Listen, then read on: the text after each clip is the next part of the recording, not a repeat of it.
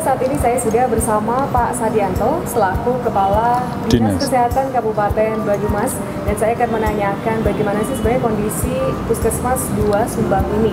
Pak Sadianto, mungkin bisa dijelaskan Pak bagaimana kondisi sebelum dibangun ya Pak ya Puskesmas 2 Sumbang ini Pak? Seperti apa? Terima kasih Mbak Uti. Selamat siang Mbak Uti. Iya, siang Pak. Ini Puskesmas Sumbang 2 ini Puskesmas baru juga. Penjenengan bisa lihat bangunannya ya, begitu megah ya. Bahkan dulu ini Puskesmas yang mau kita kembangkan sampai ke samping. Tapi tanah yang mau kita beli nggak jadi itu. Karena ini kan terlalu sempit. Dikasih uang 5 miliar suruh bangun, kita nggak bisa nyerap karena lahannya nggak cukup. Akhirnya kita cuma bisa menyerap 2,9 kalau tidak salah ya. 2,9 miliar. Berarti yang 2 miliar kita sempat tidak bisa memanfaatkan karena lahannya yang kurang luas. Tapi dengan 2 lantai ini, pelayanan di Puskesmas Sumbang 2 menjadi masyarakat menurut saya semakin nyaman ya. Karena gedungnya udah bagus, dengan gedung bagus kelihatannya karyawannya juga mengikuti perubahan, pelayanannya menjadi bagus, semakin dekat dengan masyarakat. Nah, ada kekhususan ini di pusat ini karena Puskesmas ini kan juga geografisnya perbukitan ya, tapi juga dekat dengan daerah-daerah wisata. Iya, ya. Betul. Jadi memang ada angka penyakit yang cukup menjadi perhatian kita Dinas Kesehatan karena HIV di Puskesmas Sumbang ini prevalensinya cukup menonjol. Artinya harus kita lakukan pembinaan, kita lakukan pencegahan gitu. Lalu kenapa sih Pak alasan dibangun Puskesmas di Kecamatan Sumbang ini yang letaknya di desa sini Pak? Ya, jadi Sumbang itu ada 2 puskesmas. Yang satu di bawah sana di selatan, yang ini kan di sebelah utara ini lewat tadi udah naik. Karena satu geografisnya ya. Geografisnya. Kalau satu puskesmas saja di sana, yang di daerah Gandhatapa ke atas sana, turun ke sana terlalu jauh. Aksesnya terlalu susah ya. Sehingga dibangunlah 2 puskesmas. Di samping itu juga jumlah penduduknya sudah memenuhi syarat untuk kita bangun. Ya. Lalu untuk ini kan Puskesmas 2 Sumbang ini kan baru ada perawatan rawat jalan ya Pak ya? Iya, betul. Target kedepannya mau seperti apa nih Pak dari Dinas Kesehatan sendiri? Sebenarnya dulu kepikir oleh saya kalau tanah sebelah bisa kita beli, mau kita kembangkan menjadi puskesmas rawat inap. Untuk warga sekitar apabila membutuhkan pelayanan rawat inap jadi bisa dekat gitu. Tapi ternyata tidak mungkin kita kembangkan ke rawat inap karena memang lahannya hanya memenuhi syarat untuk rawat jalan ya. Jadi nggak apa-apa nanti kita mungkin dikembangkan di Sumbang 1 nantinya, atau sekarang mungkin kita rajin merujuk ke rumah sakit ya. Toh tidak terlalu jauh karena puskesmas juga sebenarnya pengembangan rawat inap itu bukan prioritas karena puskesmas itu tupoksinya lebih melakukan untuk kegiatan pencegahan dan peningkatan, bukan pada pengembangan pengobatannya. Itu istilahnya kalau di tempat saya di kesehatan itu adalah upaya kesehatan perorangan. Itu lebih disarankan untuk dikembangkan di rumah sakit.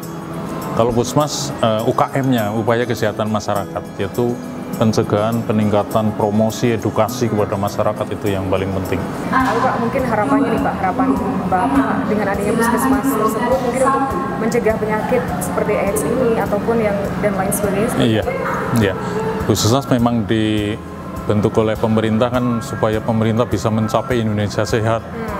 Sehat semua ya. Kalau sekarang Indonesia Sehat 2020 bisa tercapai nanti kalau di Kecamatan Sumbang ya. Ini tugasnya Puskesmas Sumbang 2 dan Puskesmas Sumbang 1 kalau di tingkat kecamatan. Tetapi Sumbang 2 ya cukup bagaimana menyehatkan warga masyarakatnya yang ada di desa-desa yang di bawah Puskesmas Sumbang itu menjadi sehat. Ya. Masyarakatnya peduli terhadap kesehatan ya. Insya Allah dengan begitu nanti Sumbang ini bagian daripada Kabupaten Banyumas. Kalau bisa menyumbangkan melalui puskesmas ini warganya sehat, kemudian puskesmas yang lain semuanya warganya sehat, insya Allah Banyumas sehat 2020 bisa tercapai gitu. Ya, baik Pak Sadianto, terima kasih banyak waktunya nih Pak dan informasinya. Saya mau pamit dulu ya Pak. Ya, terima kasih Mbak. Ya. Agar dalam pengelolaan puskesmas, pola keuangan Badan Layanan Umum Daerah atau PPK BLUD dapat fleksibel dan responsif. diberlakukan suatu bentuk tata kelola keuangan yang fleksibel pula. Dalam hal ini, pemerintah telah mengeluarkan Peraturan Nomor 23 Tahun 2005 dan Permendagri Nomor 61 Tahun 2017.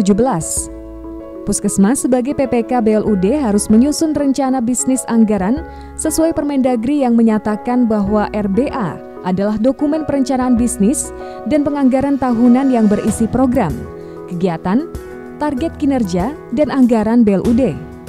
Oleh karena itu, disusun RBA BLUD Puskesmas tahun 2014 sebagai pedoman dalam melaksanakan BLUD Puskesmas.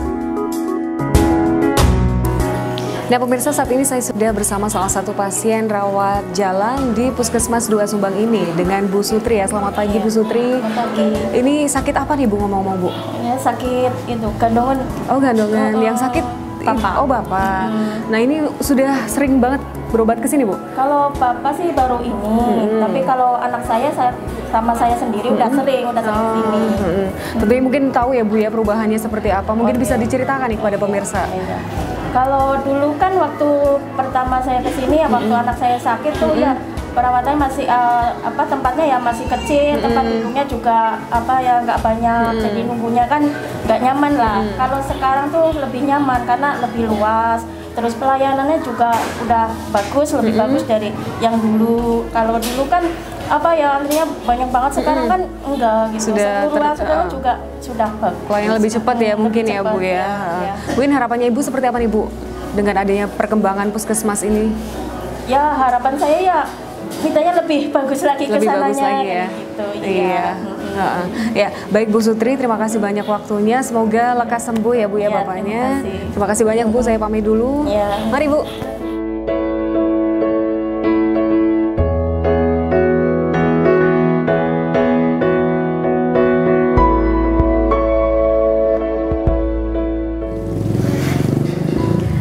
Pemirsa, Puskesmas 2 Sumbang ini mengalami revitalisasi sekitar pada tahun 2017.